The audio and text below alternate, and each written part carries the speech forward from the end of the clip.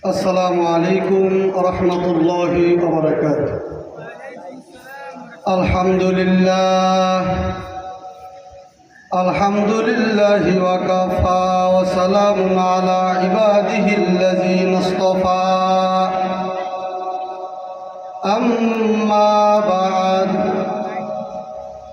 فأعوذ بالله من الشيطان الرجيم. بسم الله الرحمن الرحيم. الحمد لله الذي وهب لي على الكبر إسماعيل وإسحاق إن ربي لسميع الدعاء.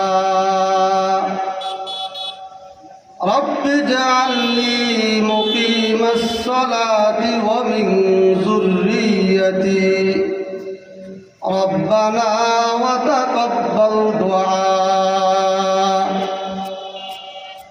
ربنا اغفر لي ولوالدي وللمؤمنين يوم يقوم الحساب. صدق الله المولانا العظيم. اللهم صل على محمد وعلى آل محمد كما صليت على إبراهيم وعلى آل إبراهيم إنك حميد مجيد. اللهم بارك على محمد وعلى آل محمد كما باركت على إبراهيم وعلى آل إبراهيم إنك حميد مجيد. قالوا سبحانك لا علم لنا إلا ما علمتنا إنك أنت العليم الحكيم. الحمد لله. ইমাম ওলামা ঐক্য পরিষদ বাজিতপুর উপজেলার উদ্যোগে ইসলামী মহাসম্মেলনের সম্মানিত সভাপতি,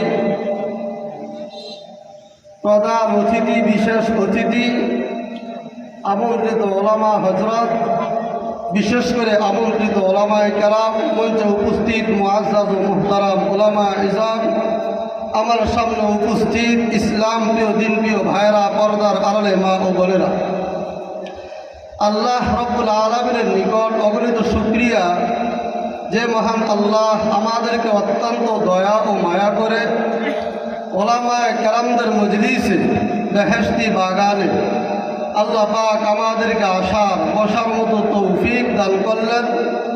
এই জন্য সবাই শুকরিয়া দান করে নেই আলহামদুলিল্লাহ। আমার প্রিয় ভাইরা, আমি আপনাদের সম্মুখে কোরআনুল কারীমের সূরা ইব্রাহিমের 39, 40 ও 41 নম্বর আয়াতে কারিমাগুলো তেলাওয়াত করেছি।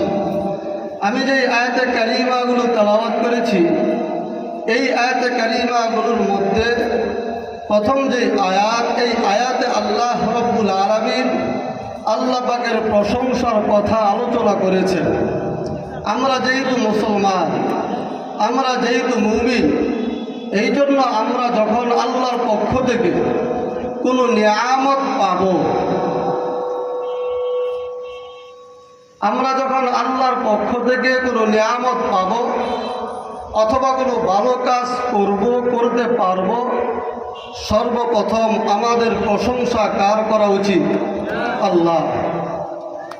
হযরত ইব্রাহিম আলাইহিস সালাতু ওয়াস সালাম তিনি যখন বার্ধক্যে পৌঁছে গেলেন, বার্ধক্যে পৌঁছে যাওয়ার পর আল্লাহর কাছে দোয়া করলেন, আল্লাহ, আমার সময়টা তো এমন হয়ে গেছে যেই সময়ে সাধারণত কোনো সন্তান হওয়ার কথা না, এমন সময় তিনি চিন্তা করলেন আমার তো সন্তানের দরকার, এই জন্য তিনি সন্তান চাইলেন। তবে চাইলেন কার কাছে? আল্লাহর কাছে। কেন? সন্তান দেওয়া না দেওয়ার মালিককে আল্লাহ।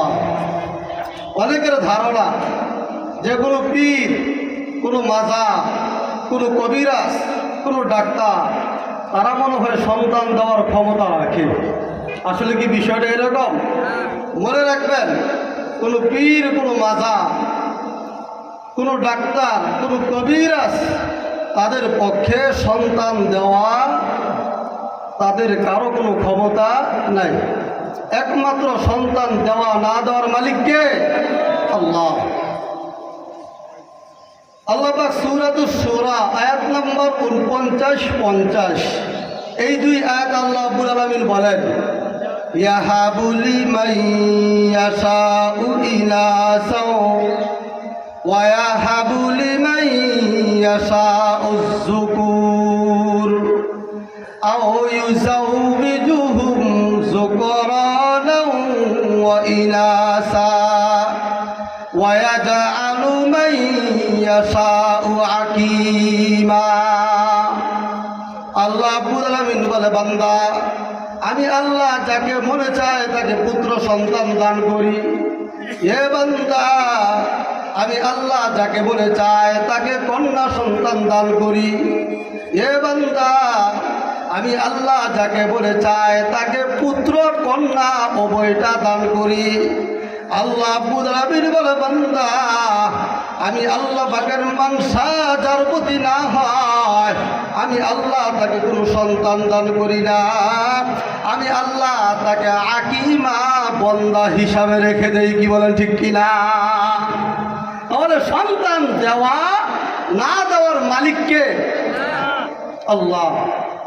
এই জন্য পয়গম্বর ইব্রাহিম আলাইহিস সালাতু ওয়াস সালাম তিনি আল্লাহকে ডাক দিয়া বলেন, আল্লাহ সন্তান দেওয়ার মালিক হলেন আপনি, কিন্তু আমার যেই সময় হয়ে গেছে, যেই বয়স হয়ে গেছে, এই সময় তো সন্তান হওয়ার কথা না। তারপরও তিনি দুনিয়ার কোনো মাজারের কাছে যায় নাই, কোনো আম্বিয়া, কোনো পয়গম্বরের দরবারে যায় নাই, অথবা তাদের কবরের নিকটে যায় নাই, কোনো কবিরাজ, কোনো ডাক্তারের কাছে যায় নাই। তিনি সন্তান চেয়েছেন কার কাছে?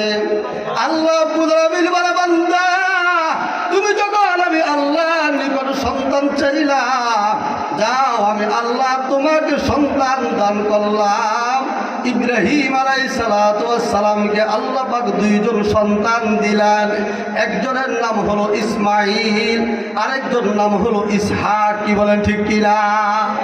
এই সন্তান যখন আল্লাহর পক্ষ থেকে পয়গম্বর ইব্রাহিম আলাইহিস সালাতু ওয়াস সালাম পাইলেন, পাওয়ার পর আল্লাহ রাব্বুল আলামিনের প্রশংসা তিনি করলেন। এই কথাটাকেই আল্লাহ পাক এই আয়াতের মধ্যে উল্লেখ করেছেন। আল্লাহ রাব্বুল আলামিন বলেন, আলহামদুলিল্লাহিল্লাযী ওয়াহাবালি আলাল কিবারি ইসমাঈলা ওয়া ইসহাক। জলিলুল কদর পয়গম্বর হযরত ইব্রাহিম আলাইহিস সালাতু ওয়াস সালাম আল্লাহকে ডাক দিয়ে বলেন, আল্লাহ সমস্ত প্রশংসার মালিক হলেন আপনি। কেন? আল্লাহ আমি যখন বার্ধক্যে পৌঁছে গেলাম, আমার তো সন্তানের প্রয়োজন, আমি আল্লাহর কাছে সন্তান চাইছি। যেহেতু আপনি আমাকে সন্তান দিয়েছেন, এই জন্য আমি নবীও আপনার প্রশংসা করতেছি। এই জন্য আমার ভাইরা, আল্লাহর পক্ষ থেকে যখন কোনো নিয়ামত আসবে, ওই নিয়ামত উপভোগ যখন করব, সর্বপ্রথম প্রশংসা হবে কার? দুই নম্বর কথা, পয়গম্বর ইব্রাহিম আলাইহিস সালাতু ওয়াস সালাম আল্লাহকে ডাক দিয়ে বলেন, আল্লাহ রব্বি জাআলনি মুকিমাস সালাহ ওয়া মিন যুররিয়াতি। পয়গম্বর ইব্রাহিম আলাইহিস সালাতু ওয়াস সালাম আল্লাহকে ডাক দিয়ে বলেন, আল্লাহ আপনি আমাকে একজন নামাজ প্রতিষ্ঠাকারীদের অন্তর্ভুক্ত করে দেন। দেখেন, একজন নবী, একজন পয়গম্বর আল্লাহর কাছে দোয়া করতেছেন, আল্লাহ আপনি আমাকে একজন নামাজ প্রতিষ্ঠাকারীদের অন্তর্ভুক্ত করে দেন। শুধু নিজের জন্য দোয়া করলেন না, আল্লাহকে ডাক দিয়া বলেন, আল্লাহ ওমিন যুররিয়াতি, আল্লাহ আপনি আমার সন্তানদেরকেও নামাজ প্রতিষ্ঠাকারীদের অন্তর্ভুক্ত করে দেন। এ ভাই, আমরা যারা জোহরের নামাজ আদায় করেছি তাদেরকে বলা হয় লোকটা জোহরের নামাজ আদায় করেছে। আবার যে নাকি আসরের নামাজ আদায় করবে বলা হবে লোকটা আসরের নামাজ আদায় করেছে। কিন্তু নামাজ আদায় করা আর নামাজ প্রতিষ্ঠা করার মধ্যে একটা পার্থক্য আছে। কি পার্থক্য? পার্থক্যটা হলো নামাজ, এই জোহরের নামাজ আদায় করবে তাকে জোহরের নামাজ আদায়কারী বলা হয়। যে জোহর আসরের নামাজ আদায় করবে তাকে আসরের নামাজ আদায়কারী বলা হয়। কিন্তু নামাজ প্রতিষ্ঠাকারী বলা হয় ওই ব্যক্তিকে যে ব্যক্তি নিজে নামাজ পড়বে, নিজের পরিবার, নিজের আত্মীয় স্বজন, নিজের বন্ধু বান্ধব সবাইকে নামাজের দাওয়াত দিবে এবং প্রত্যেককে নামাজি বানানোর আগ পর্যন্ত তাদের পিছনে নামাজ পড়ার জন্য সময় দিবে, তাকেই বলা হয় নামাজ প্রতিষ্ঠাকারী। কি বলেন ঠিক কিনা? মনে রাখবেন, প্রত্যেকটা নবী, প্রত্যেকটা পয়গম্বর, আমার আপনার নবী বিশ্ব নবী মুহাম্মদুর রাসূলুল্লাহ সাল্লাল্লাহু আলাইহি ওয়াসাল্লাম নিজে নামাজি ছিলেন, নিজে নামাজ পড়তেন।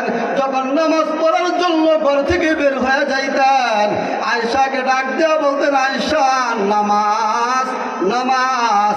ফাতেমাকে ডাক দেওয়া বলতেন, ফাতেমা নামাজ। নিজের মেয়ের জামাইকে ডাক দেওয়া বলতেন, জামাই নামাজ নামাজ। বোঝা গেল নামাজ নিজেও পড়তে হবে।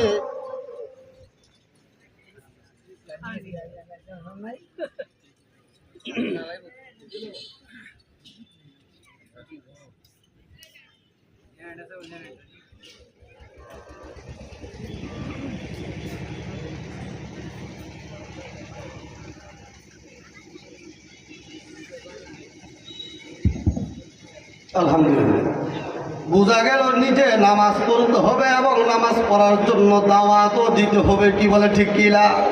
পয়গম্বর ইব্রাহিম আলাইহিস সালাতু ওয়াস সালাম আল্লাহকে ডাক দিয়ে বলেন, আল্লাহ আপনি আমাকে একজন নামাজ প্রতিষ্ঠাকারী বানায় দেন।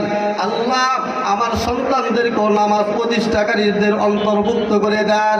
এ ভাই, দেখবেন আমাদের সমাজে বহু মানুষ এরকম বের হয়ে গেছে, শুক্রবার জুমার দিন খতিব সাহেবের সাথে সাক্ষাৎ করে, ডাক দেওয়া বলে, হুজুর আমার একটা সন্তান বিদেশে থাকে, একটু দোয়া কইরেন। আবার ডাক দেওয়া বলে, হুজুর আমি ব্যবসা করি, আমার ব্যবসার জন্য একটু দোয়া কইরেন। আছে লাগিলায়। কিন্তু অনেক মানুষ এরকম আছে, কখনো ইমাম সাহেব ও খতিব সাহেবের নিকটে গিয়া এই কথা বলিলাই, হুজুর আমার বিবি নামাজ পড়ে না, আমার বিবি যাতে নামাজি হয়ে যায় এই জন্য একটু দোয়া কইরেন। হুজুর আমার সন্তান নামাজ পড়ে না, আমার সন্তানের জন্য একটু দোয়া করবেন যাতে করে আমার সন্তান নামাজি হয়ে যায়। এমন দোয়া চাইনি। না না, ওলামায়ে কেরাম বলেন, মুফতি বলেন, মুহাদ্দিস বলেন, শাইখুল হাদিস বলেন, ইমাম বলেন, খতিব বলেন, তাদের কাছে এই দোয়া চায় না। দরকার হলো, প্রয়োজন হলো নিজে নামাজ পড়বে এবং সন্তানদেরকেও নামাজের দাওয়াত দিবে, তাদের পিছনে মেহনত করবে।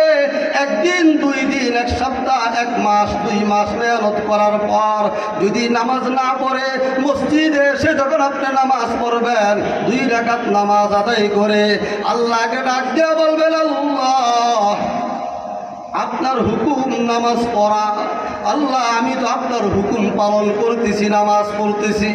আল্লাহ আমার বিবিকে নামাজ পড়ার জন্য বলছি, কিন্তু বিবি নামাজ পড়তে চায় না। আল্লাহ সন্তানকে নামাজের জন্য দাওয়াত দিলাম, কিন্তু সন্তান নামাজ পড়তে আসে না। আল্লাহ বন্ধুকে নামাজের দাওয়াত দিলাম, কিন্তু বন্ধু নামাজ পড়তে আসে না।